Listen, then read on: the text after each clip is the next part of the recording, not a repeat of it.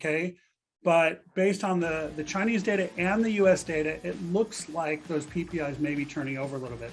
China tends to lead in terms of PPI, right? So what did you think about the San Francisco Fed paper on the owner's equivalent rent?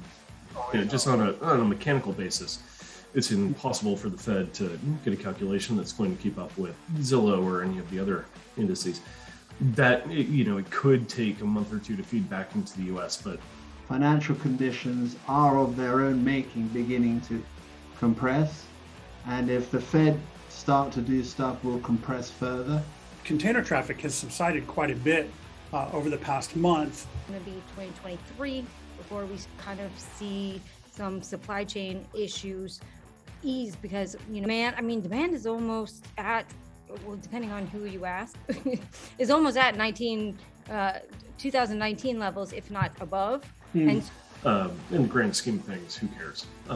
You're still getting all the votes going in the wrong direction for oil and gas companies. In fact, in the zero rate world, it's been in the Fed's modus operandi to suppress volatility. Solution, as far as this Ukraine-Russia deal, I think the equity markets are still skittish about that. The retail has sold anything on the way down, and that would be ARK. They haven't sold anything.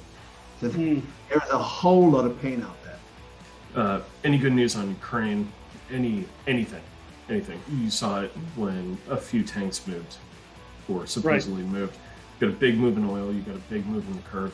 Russia, and everybody's going to be watching the March meeting for the Fed. Until then, I think we could see, a lot of volatility in the markets.